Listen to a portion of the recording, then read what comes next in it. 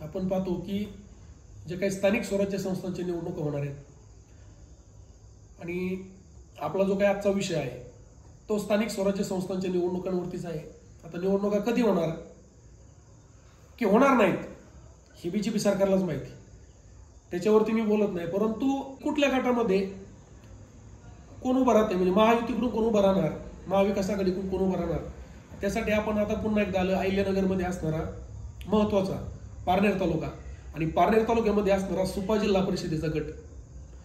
सुपा जिल्हा परिषद गट त्याच्याकडे संपूर्ण तालुक्याचं किंवा जिल्ह्याचं लक्ष का लागू नये त्याला एक कारण आहे, ते म्हणजे सुपा या ठिकाणी स्थित असलेली सुपा एमआयडीसी जी तरुण युवती की बाबा ज्यांना आज रोजगार नाहीये ते तरुण युवत आज एमआयडीसी मध्ये ओळले आणि मग त्या तरुणांचं असणारं जे जाळं आहे त्यांच्यामध्ये पडलेले जे गट आहेत त्या गटातून मग काही महायुतीकडे असतील, काही महाविकास आघाडीकडे असतील आणि त्याच्यातून वर्चस्वादाची लढाई सुरू आहे।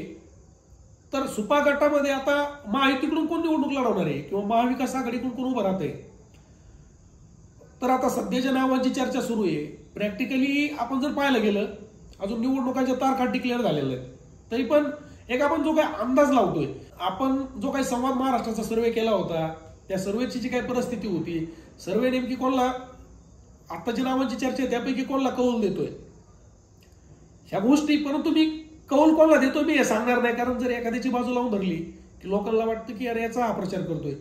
तर आपण जर तिथली परिस्थिती पाहिली, सुप्यामध्ये महायुतीकडून राहुल पाटील शिंदे यांच्या नावाची सध्या चर्चा आहे। आता राहुल पाटील शिंदे कोण आहेत, तर ते या अगोदर जिल्हा परिषदेचे माजी सदस्य होते।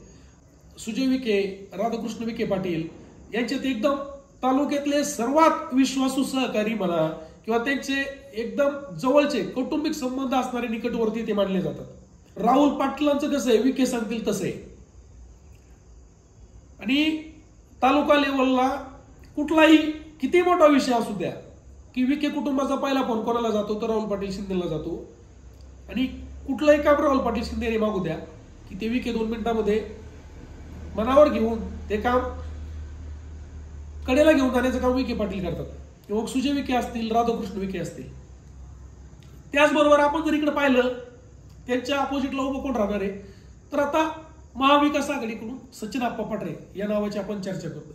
सुप्यापासून एक 4 ते 5 किलोमीटर अंतरावरती असणारं वाळवणे नावाचं गाव, त्या गावचे माजी सरपंच भैरवनाथ देवस्थान ट्रस्ट जे मोठं एक ट्रस्ट आहे वाळवणे गावामध्ये, त्याचे ते अध्यक्ष होते आणि सगळ्यात महत्वाचा विषय नगर दक्षिणचे असणारे खासदार निलेश नंदेवलंके यांचे ते कट्टर समर्थक, एकदम जवळचे विश्वासू सहकारी मानले जातात। आता आपण जर पाहिलं खासदारांची एवढी मोठी ताकद किंवा सचिन पाटरे यांच्या बाबतीत विषय तुम्हाला सांगायचं झालं, एकदम शांत संयमी आणि शांततेत कुठलंही काम मार्गी लावणारा चेहरा म्हणून सचिन पाटरेंकडे पाहिलं जातं। राहुल पाटील शिंदेचा विषय ना आणि ती तसाच विषय सचिन पाटरेंचा निलेश लंकेच्या बाबतीत होतो। म्हणजे इकडे जर पाहिलं राहुल पाटलांनी विखेकडे एखादं काम मागावं किंवा एखादा शब्द टाकावा, तो शब्द एका मिनिटामध्ये पाळला जातो। त्याच पद्धतीनं सचिन पाटरेंनी जर लंके साहेबांकडे एखादा शब्द टाकला तर तो शब्द लंके साहेब टाळत नाहीत।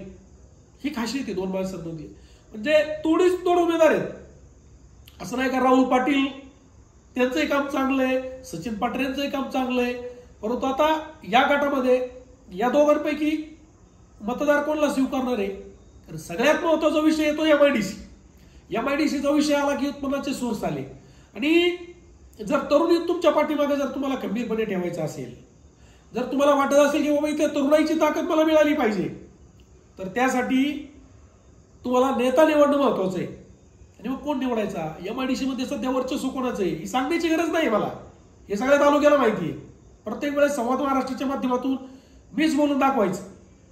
अनेक पुढे आले, 2 मिनिट विषय थोडा डायव्हर्ट करतो मी, जाणीवपूर्वक करतो की अनेक पुढे आले, विखे कुटुंब असेल, दाते सर असतील, याच्या अगोदर निलेश लंके होते, महाराष्ट्र राज्यात असणारे जे काही वेगळ्या पक्षाचे मोठे राजकीय पुढारी आहेत त्यांनी एमआयडीसी बद्दल एकदम असे ग्रीन सिग्नल देऊन ठेवले होते, तुम्ही काळजी करू नका, तुम्ही याला निवडून द्या, एमआयडीसी मध्ये पोरं परमनंट।